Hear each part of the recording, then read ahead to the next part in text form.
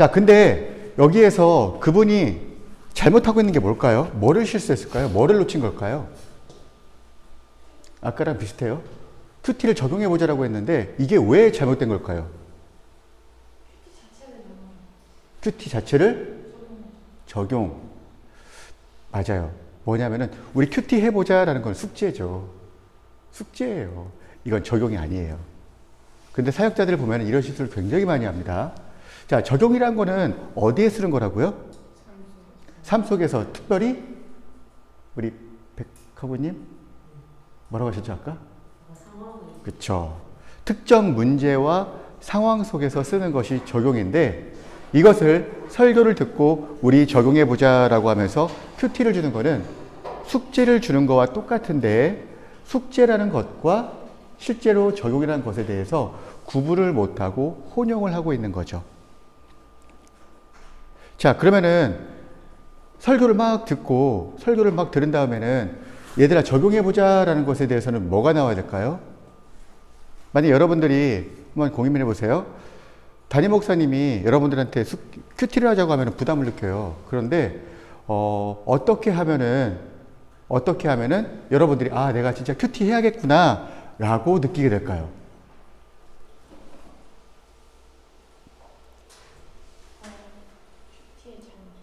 큐티의 장점. 좋아요. 큐티의 장점. 큐티의 장점 있어요. 그렇게 얘기하는 거 필요해요. 맞아요. 이거 답은 없어요. 근데 여러분들 물어보는 거예요. 어제 듣다 보니까 너무 갭이 커가지고 사람들이 알고 있는 거하고. 자, 큐티를 어떻게든 하려고 한다. 그럼 큐티의 장점. 장점을 얘기한다. 또 어렵지 않다. 않다는 것을 깨닫게 한다. 자, 또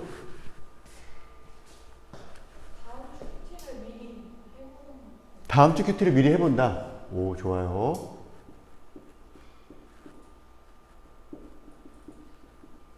자, 중고등부 어떻게 할 거예요? 애들한테 큐티 하라고 할 때.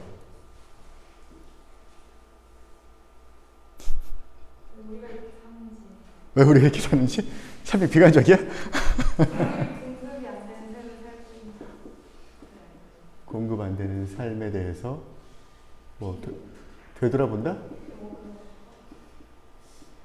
답은 없어요. 답은 없어요. 내 삶에 문제가 생겼을 때 어떻게 적용했는지 말씀으로. 삶에 문제가 있을 때 어떻게 말씀을 적용했는지. 자, 여러분 맞아요. 여기까지 나온 것 같은데 뭐 더 있겠지만 한번 물어볼게요. 그러면 하나씩 한번 봅시다. 어떤 사람이 큐티를 하려고 해요. 그럼 그 사람은 큐티가 중요하다는 것을 알까요? 모를까요? 모르는 사람도 있을 수 있고 아는 사람도 있을 수 있겠죠. 그러면은 그걸 모르는 사람한테는 어떻게 해야 될까요? 그쵸. 큐티가 무엇인지를 알려줘야겠죠. 근데 큐티를 대부분의 교회 가보면은 뭐냐? 사람들은 대부분 큐티가 중요하다는 걸 알아요.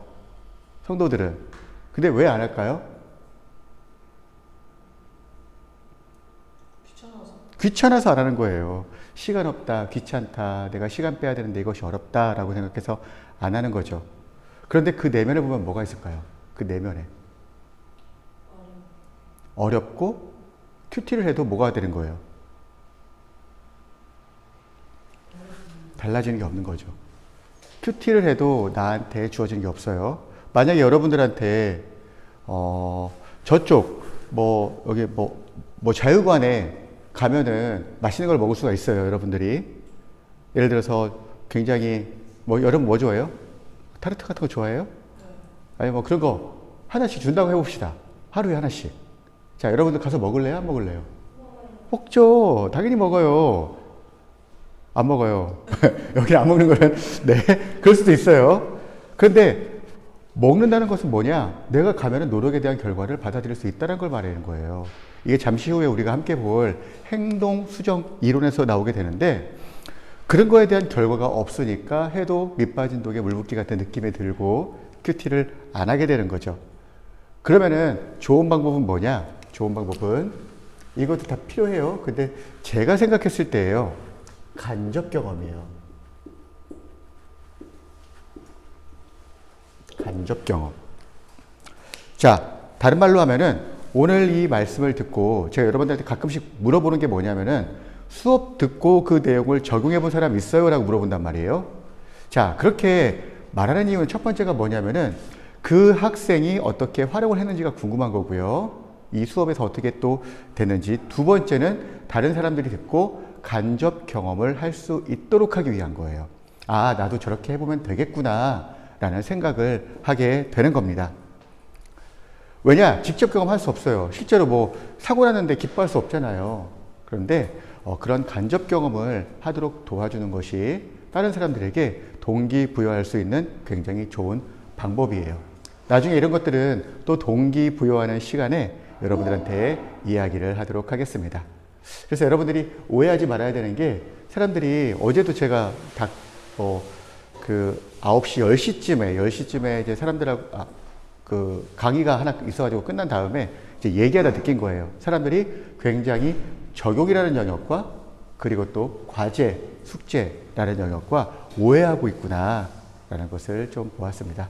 여러분들은 그런 오해는 하지 않을 거라고 생각합니다. 왜냐? 배웠으니까. 자, 볼게요. 오늘 함께 볼 내용은요. 자, 제가 몇 가지를 좀 다루려고 하는데,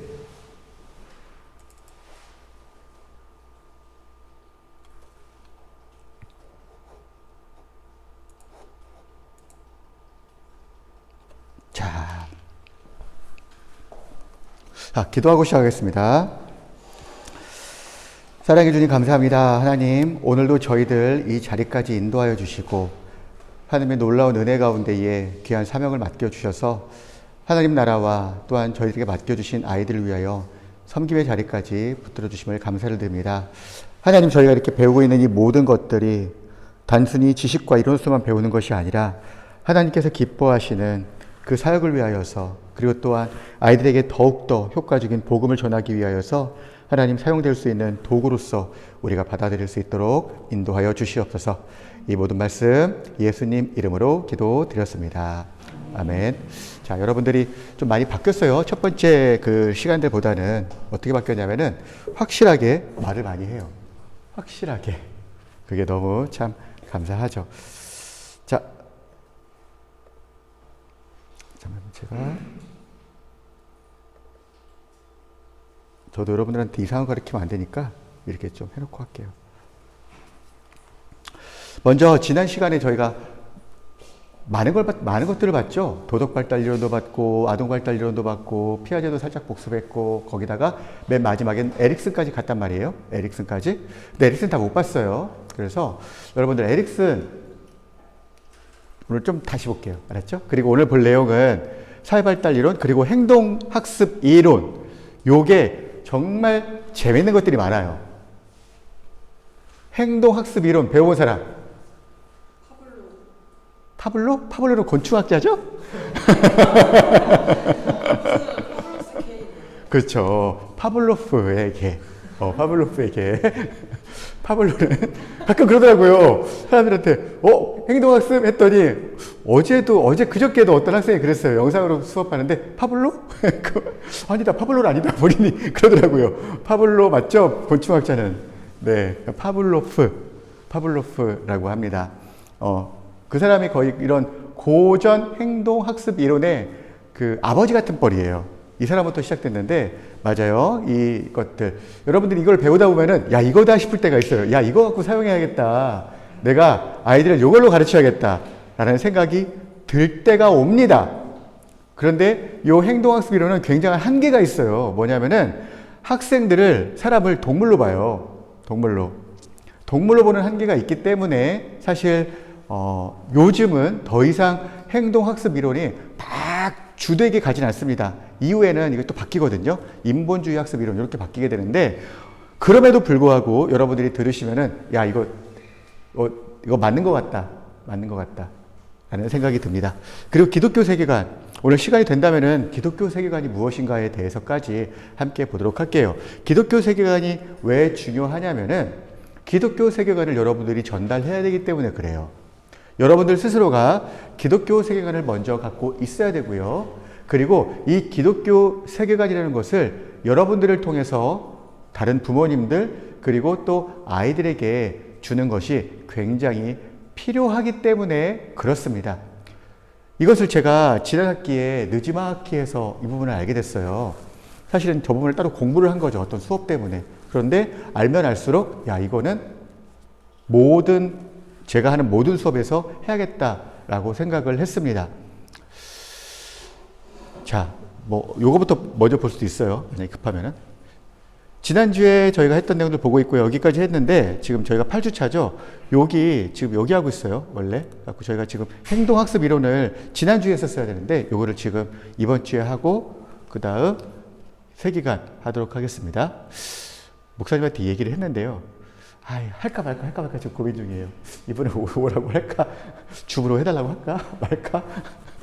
네. 그리고, 제가 한 가지 여기 왜 안 들어가 있지? 여기 안 들어가 있네요. 제가 혹시 여러분들한테 준 PDF 파일에 들어가 있나요? 그 과제에 관한 것들? 따로 안 줬어요? 안 들어가 있어요? 제가 과제, 저희가 시험은 없어요. 내가 시험을 왜 고민했냐면은 여러분들은 나와서 시험을 보는데 다른 사람들은 집에서 시험을 봐요. 그렇다고 여러분들이 또 집에 가서 시험 보라고 말하기도 되게 애매한 거예요. 그래서 시험 자체를 그냥 없애버렸어요. 네, 되게 좋아하더라고요. 근데 시험만큼 조금 중요한 것을 하나를 마련을 했습니다. 그게 뭐냐면은, 제가 여기다가,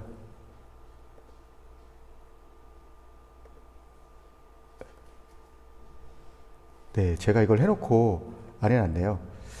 자, 커리큘럼 리서치를 하는 거예요. 11주차에. 이때 공과를 다 볼 거거든요. 근데 이때까지 여러분들이 한국에 있는 커리큘럼 어떤 거든지 상관이 없습니다. 어떤 거든지 여러분들이 리서치를 하고요. 그 다음에 그것을 제출하는 겁니다. 한 5장 정도? 하다 보면 길어져요. 근데 그 내용에 뭐가 들어가야 되냐? 여러분들이 대상으로 하고 있는 커리큘럼 혹은 출판사의 목적과 철학이 무엇인지 제가 이거 한번 드릴게요. 2번째, 대상은 누구이고 3번째는 구체적인 내용과 진행은 어떻게 하는지. 요거는 그 커리큘럼에 대한 일반적인 내용들입니다. 그리고 4번째가 중요해요. 여러분들이 가진 지식으로 지금까지 배웠던 것들로 그 커리큘럼을 평가해 주세요. 장점과 단점, 그리고 개선점은 무엇이다. 이런 것들을 평가해 주면 됩니다. 중요한 것은 뭐냐면요. 충분히 이 커리큘럼들을 여러분들이 숙지를 하고요. 여러분들의 말로 이거를 설명할 수 있어야 돼요. 제가 몇 가지 안 좋은 제가 성경과 교육 시간에, 신학대학원 시간에 요거를 과제를 내는데, 자, 좋은 예를 한번 보여드릴게요. 좋은 예. 이거는 신대원 분들이 쓰신 거예요. 그래서, 자, 보세요. 예꼬 클럽을 하셨어요. 예꼬 클럽. 그런데 들어가는 말 하면서 쭉 적었습니다. 본인은 누구누구 이렇게 해가지고 본인의 배경을 적었더라고요. 목적과 철학 무엇이다. 이렇게 쭉 예쁘게 잘 만들어 주셨어요. 이렇게 대상은 누구다. 지금 대상은 누구로 하고 있다. 진행 시간을 어떻게 하는가. 이렇게 딱 했습니다. 자, 구체적인 내용은 무엇이 있는가. 이런 것들이 있다라고 잘 해주셨어요. 자, 그리고 네, 이거 다 내용에 관한 거예요. 평가. 글이 길지는 않습니다. 근데 여러분들은 여기다가 이분들은 성경과 교회교육이에요. 그냥 간단하게 본 거예요. 이렇게 여러분들처럼 조금 더 깊이 본 게 아니라 신대원이긴 하지만. 근데 여러분들은 어떤 아이들의 발달도 많이 보기 때문에 저는 여러분들에게 가급적 조금 더 구체적인 평가가 있으면 좋겠다. 장점, 단점, 요것이 이렇게 개선되면 좋겠다. 요 부분을 사실 많이 써주면 좋겠습니다. 자, 또 다른 거 볼게요. 자, 이거는 이 교회에서 하고 있는 하나의 프로그램 같더라고요. 이 교회에서. 파이드원이나 시초시는 큰 단체는 아니다. 근데 작은 단체예요. 근데 목표가 이렇습니다. 그리고 개념이 무엇입니다. 또 J 플랫폼, 뭐 각자의 플랫폼들을 했더라고요. 그러면서 활동은 무엇을 한다. 이런 것들이 적혀 있고요. 네. 매뉴얼도 이분이 직접 다 적으셨어요. 다 정리해가지고 어떻게 해야 됩니다. 그러니까 진행을 적은 거죠. 학부모가 데리고 온 경우 어떻게 해야 된다. 아이들이 스스로 온 경우 어떻게 해야 된다. 케이스 스터디를 굉장히 많이 다루셨더라고요. 이분은 스스로가 다 적은 겁니다. 이거를. 거기 있는 내용을 파악해가지고. 자, 새 친구 좌석은 어떻게 해야 된다. 새 친구 출결 관리는 어떻게 해야 된다. 이것을 다 했습니다. 자, 이런 것들이 잘한 건데요. 안 좋은 것도 있어요. 안 좋은 거. 어떤 분이 욕을 냈어요. 파워포인트를 냈어요. 뭐지? 이분은 물론 파워포인트만 낸 건 아니고 파워포인트와 함께 아버지 학교 매뉴얼을 제출했어요. PDF 파일로. 오! 이분 어떡하지? 라고 고민을 많이 했습니다. 이것만 주시죠. 이것만. 와, 진짜. 또 한 분, 이 시절 있습니다. 안 좋은 예 2. 와, 이게 뭐였는지 기억도 안 나요. 저도 이렇게 나면 안 읽어보거든요. 1과 뭐다, 2과 뭐다, 3과 뭐다. 아, 누가 이거 보고 싶대요? 읽어보고 싶은 게 아니에요. 저는. 이런 거, 여러분들이 이것에 대해서 얼마만큼 분석을 잘 했냐가 보고 싶은 거예요. 그런데 이분 역시 이렇게 7과 8과 뭐다 해가지고 이렇게 분석이 아니라 요 과정만 딱 내고 끝났어요. 58쪽짜리로. 이거 보고서 딱 처음과 끝에 보면 알거든요. 처음 보고 끝에 보고 아, 이거는 내용만 있다. 딱 덮었습니다. 네.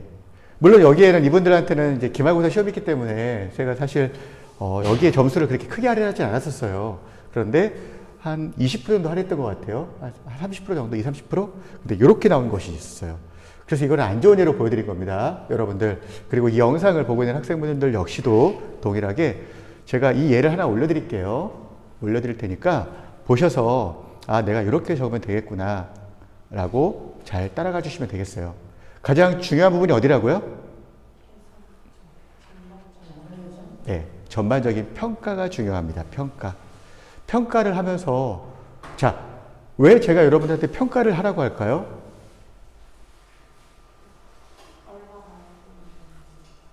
그렇죠. 얼마나 알고 있는지를 볼 수 있고 더 중요한 이유가 있어요. 제가 보기 위한 게 아니에요. 뭐죠? 네, 여러분들이 평가하면서 그걸 여러분들 걸로 만드는 거예요. 네, 저는 여러분들 평가 보면은 이 사람이 잘했다 못했다 몰라요. 아, 물론 이걸 알긴 알죠. 근데 그게 중요한 게 아니라 어떡하지? 지금 과제에 대해서 했는데? 한번 들어보세요, 나중에. 네.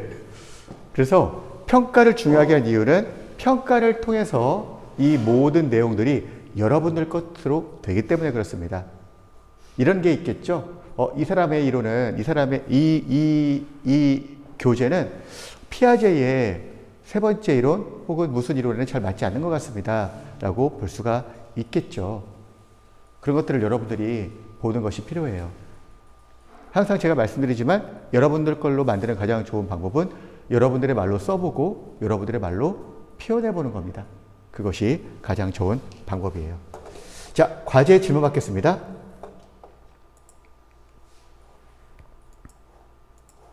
네. 팀플은 제가 다음 주에 좀 더 구체적으로 줄게요.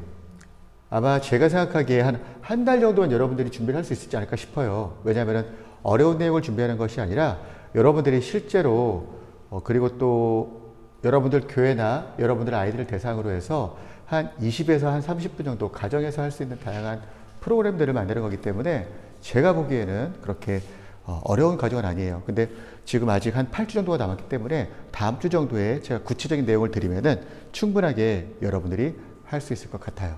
그래서 과제는 크게 몇 가지로 제가 이렇게 합니다. 첫 번째는 방금 얘기한 대로 요거 리서치 해보는 거 직접. 형식은 따로 없어요. 어떤 사람들은 글자 포인트 뭘로 해야 됩니까? 다 괜찮습니다. 다 받아들이겠습니다. 글자 크기 16 막 이런 걸로만 하지 마세요. 그러면 화낼 거예요. 자, 그리고 두 번째는 여러분들 팀플이에요. 팀플은 다른 팀이 여러분들 것도 평가를 할 거예요. 그래서 서로 평가하면서 점수를 내도록 할게요. 제가 알기로는 신대원은 항상 점수가 굳이 뭐 점수를 얼마 이상 줘야 된다 이런 게 없어요. 그래서 대학원부터는 이제 제가 줄 수 있을 만큼 다 A를 줄 수 있는데 학부는 다르다고 하더라고요. 30%? 30%가 A, 나머지 70%를 가지고서 뭐다 B를 주든가 아니면은 C 뭐 나눠주든가 이렇게 된다고 들었어요. 그래서 여러분들께서 저는 점수 매기는 되게 싫어해요. 뭐 등급 제일 싫어해요. 여러분들이 하루도 아니고 왜 등급을 나눠요? 1등급, 2등급, 뭐 원풀 막 이런 게 왜 나눠져요? 그래도 학교니까 여러분들 성적이 들어가야 되기 때문에 참 그렇게 하도록 하겠습니다. 자, 그리고 제가 지난주에는 고등학교를 방문했거든요. 고등학교를 방문했는데 굉장히 재밌는 사실을 하나 왔어요. 재밌는 사실 하나를. 어떤 고등학교로 막 올라가고 있었어요. 그런데 오른쪽에 지도가 딱 있더라고요. 지도가. 그래서 이거 뭔 지도지 하고 봤더니 취업에 강한 학교라고 써 있는 거예요. 자, 여기에 백석대가 들어있어요. 백석대가. 그러니까 4년제 국립대학교 다 들어있고요. 뭐 서울대, 연고대, 한양대, 뭐 제가 나왔던 충남대, 그리고 부산의 부산대, 뭐 경북대 다 들어가 있고, 그 다음에 충청권에서 취업에 강한 학교가 백석대였어요. 안 믿겨지죠? 근데 사실은 깜짝 놀랐어요. 저도 여러분들하고 똑같이 들어왔어요. 백석대 잘 몰라요. 그런데 취업에 강한 학교래. 여러분들 걱정하지 마세요. 취업에 강한 학교입니다. 제가 한번 전체 톡에다가 올릴게요. 그 사진. 제가 깜짝 보고서 참 반가웠거든요. 개인적으로. 여러분들 또 잘 배워서 진학도 잘하고 또 취업도 잘 하시면 좋겠습니다. 자, 오늘 이제 에릭슨을 볼 건데요. 개인적으로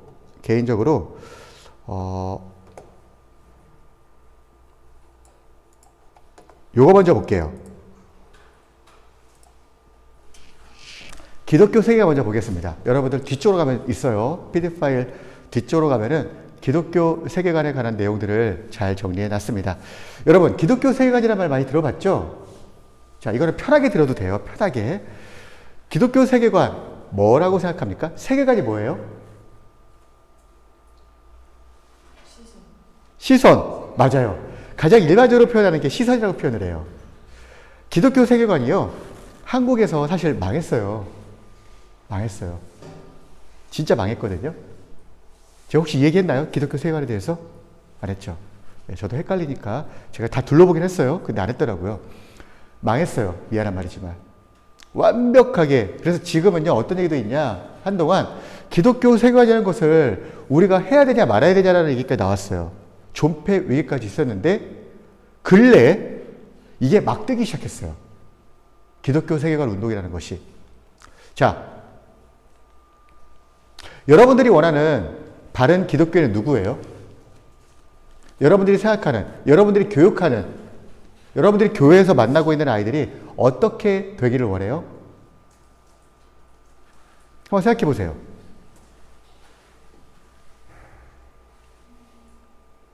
우리 재경이는 아이들이 어떻게 되기를 원해요? 교회에 있는 아이들이 어떤 모습으로 성장하기를 원해요?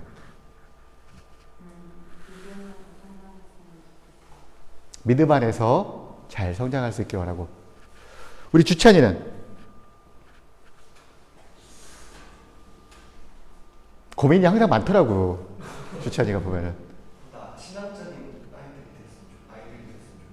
그쵸? 신앙적인 아이들.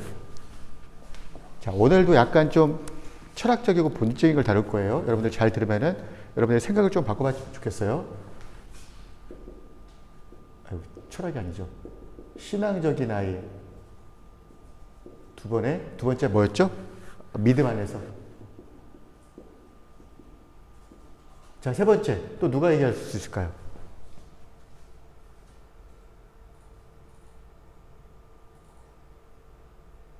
자, 성호?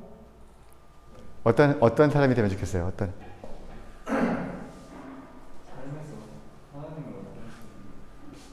삶에서 하나님을 전할 수 있는? 오케이. 전할 수 있는. 우리 백하구님은 어떻습니까? 저희 자녀들이 그냥 예수님을 좀 닮아갔으면 좋겠어요. 닮은 아이들. 오케이. 자, 좋은 말이죠. 신앙적이고 믿음 안에서 하나님을 만날 수 있는데, 근데 저는 한 가지 궁금한 게 뭐냐면은, 그러면은 요게 구체적이지 못하다는 거예요. 신앙이 좋다. 좋은 말이죠. 근데 이걸 어떻게 구체화시킬 수 있을까요? 그런 생각 들지 않나요? 저는 말을 구체화시키는 것이 되게 중요하다고 생각해요. 여러분들도 그거를 좀 같이 저와 함께 했으면 좋겠는데, 여러분들이 하는 말에 대해서 구체화시키는 과정은요, 여러분들이 그것에 대해서 다시 한번 깊이 고민하게 만들어요. 자, 예를 들어 볼게요. 제가 지난주에 강의를 하나 했는데, 주제 강의를 했는데요. 제목이 온전한 마음이었어요. 이번에 아마 제 설교, 이번에 5월달에 설교 찍거든요. 학교에서. 근데 아마 그 강의, 그 설교 자체도 제목이 이걸 것 같아요. 지금 듣는 학생들은 그때 따로 안 들어도 괜찮습니다. 자, 여러분, 온전하다는 말이 무슨 말일까요? 우리가 온전한 마음 주시옵소서라든가, 하나님 앞에 온전하라 라든가 이런 말을 참 많이 해요. 온전하다는 게 뭘까요? 응? 흔들리지 않는다. 우리가 많이 쓰죠? 흔들리지 않는다. 맞아요. 또? 네? 온유하다. 자, 또? 응? 전무? 정의롭다.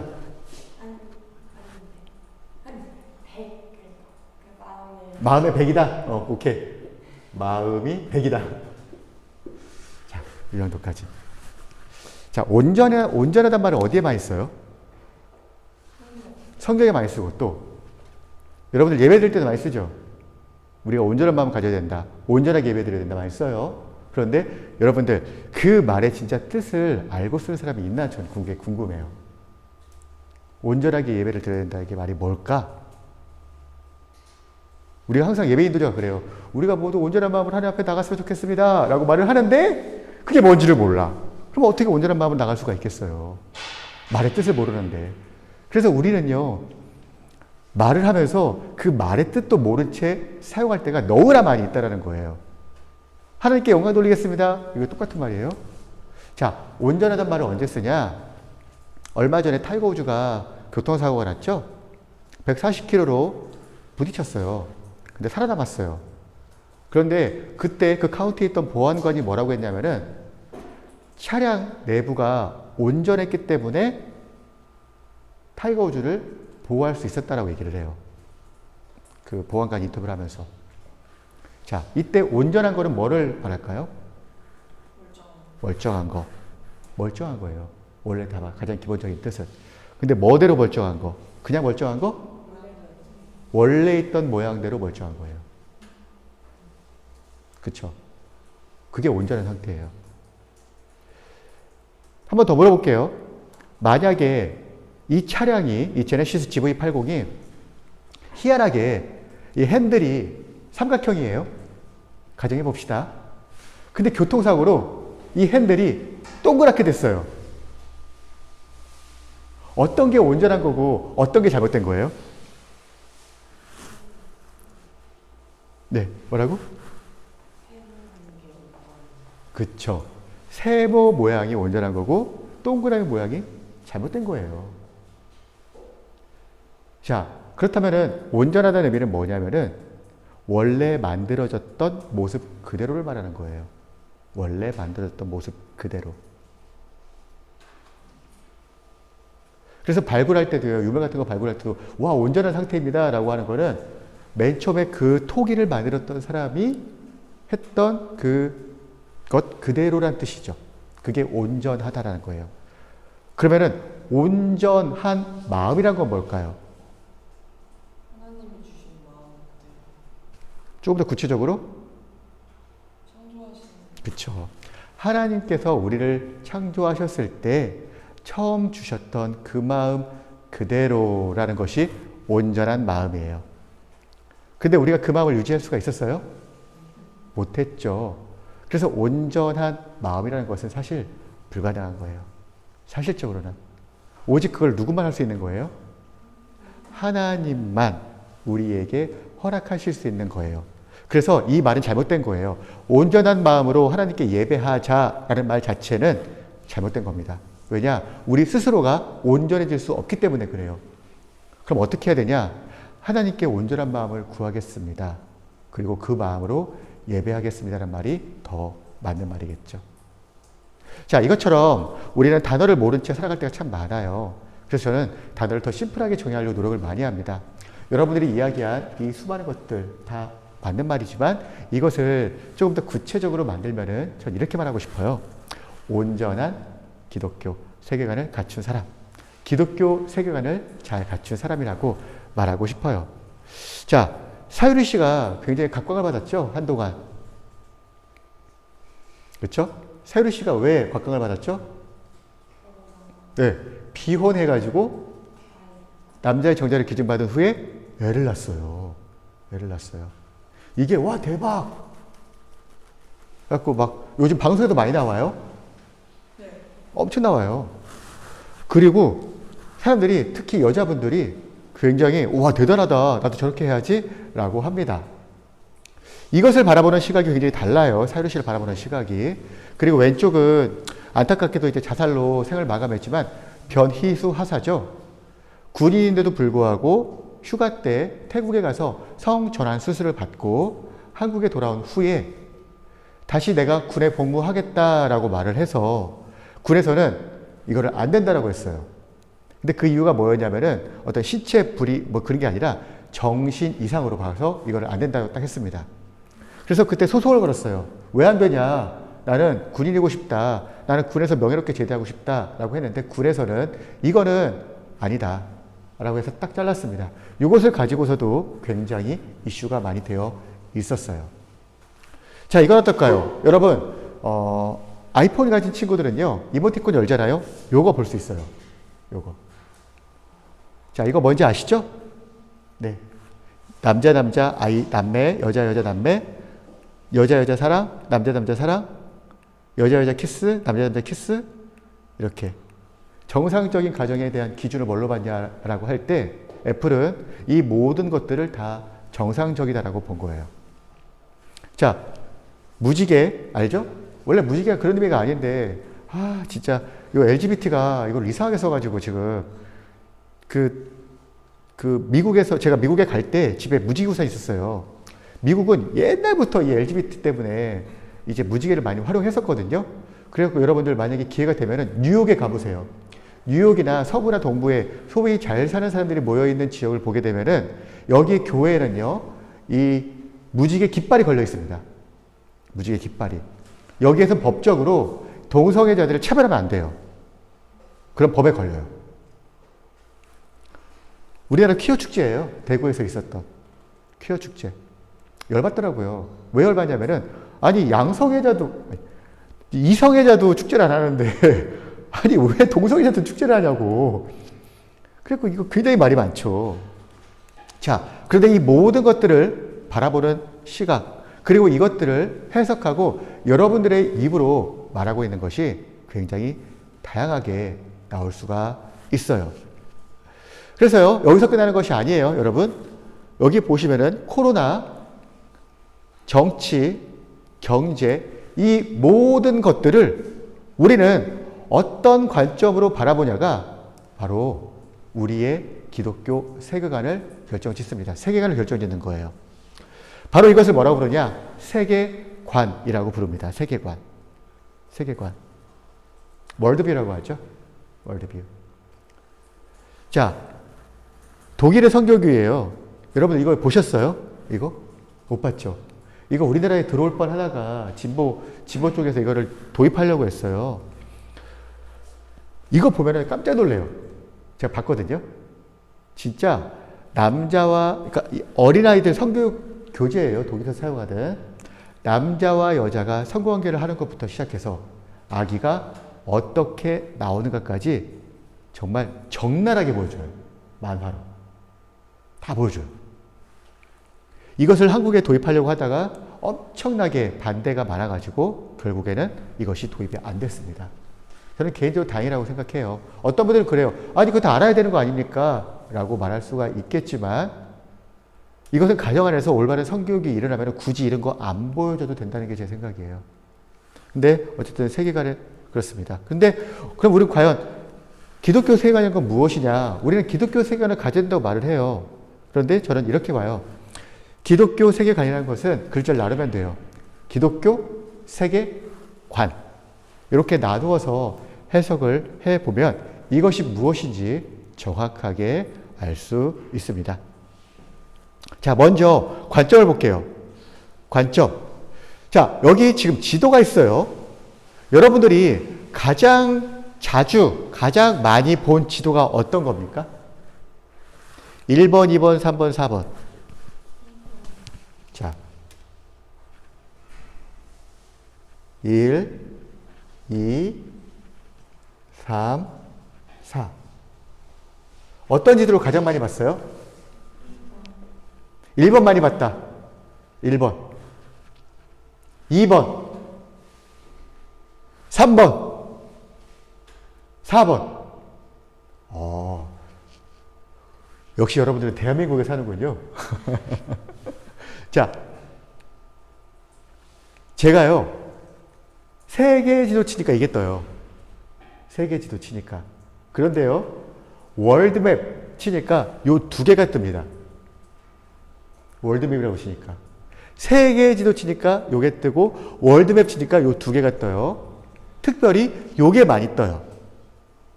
요거는 굉장히 드물었습니다. 자, 여러분들, 왜 요것에 똑같은 지도인데 차이가 발생했을까요? 관점이에요. 어떤 관점? 맞아요. 지구는 둥글어요. 지구는 둥글어서 이것을 필 때는 어떻게 되냐? 필 때는 이것을 만든 사람의 관점이 들어가서 적용하게 되어 있어요. 그래서 지금 이거 보고 있는 이 그림은요, 주로 어디에서 활용되고 있는 세계 지도냐, 월드맵이냐? 유럽과 아프리카 대륙에서 주로 활용하고 있는 월드맵이에요. 이것을 보시면은 세계의 중심이 어디냐면은 세계의 중심이 유럽과 아프리카예요. 이것을 가만히 보시면은 세계의 중심이 어디예요? 예, 동아시아 쪽이에요. 자, 이거는 뭘까요? 어딜 것 같아요? 맞아요. 아메리카예요. 아메리카. 딱 보면은 이걸 가장 큰 대륙인 유라시아 대륙을요, 반으로 나눠버렸어요. 반으로 나눠오면서까지도 캐나다와 그리고 또 북미 그리고 남미를 가운데다 놔야 되는 거예요. 이건 어떤 나라에서 볼까요? 미국에서 보겠죠. 미국에서. 자, 요거 보이세요? 이 사진? 요 가운데 뭐가 있는 줄 알아요? 보여요, 혹시? J로 시작해요, J.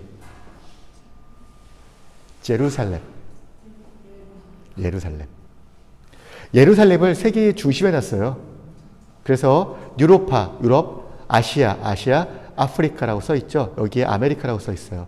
고지도 같진 않아요. 그렇게. 그런데 세계의 중심에 예루살렘을 놨어요. 이거 누가 만들었을까요? 유대인들이 만들었겠죠. 이스라엘 사람들이 만들었겠죠. 자, 그래서 얼마만큼 웃기냐면 요즘은요, 여러분들 호주가 이런 지도에 반발을 했어요. 호주, 뉴질랜드가. 그래서 왜 항상 북반구가 위로 가 있는 지도만 만들어야 되냐라고 해가지고 여러분들 찾아보시면은요, 호주가 위로 가 있는 사진도 있어요. 그 세계 지도도 있어요. 그래서 호주는 요즘 그렇게 배운다고 합니다. 자, 지구가 둥그니까 필 때 사람의 관점이 들어가게 되어 있고요. 바로 관점에 따라서 세상을 해석하는데 영향을 받는다라는 사실을 여러분들이 먼저 아셔야 되는 거예요. 자, 그렇다면 세계란 건 뭘까? 세계. 자, 여러분, 세계가 뭘까요? 세계 관할 때 세계 하면 무슨 생각이 들어요? 지구. 그쵸? 세계 하면은 물리적인 것들이 생각나요? 아니면은 추상적인 것들이 생각나요? 세계. 추상적인 것들이 생각나요? 뭐가 생각나요? 그냥 갖고 그럼 물리적인 거 아니에요? 땅이니까? 그러네요. 자, 뭐가 생각날까요? 뭐가 생각나요, 하늘이?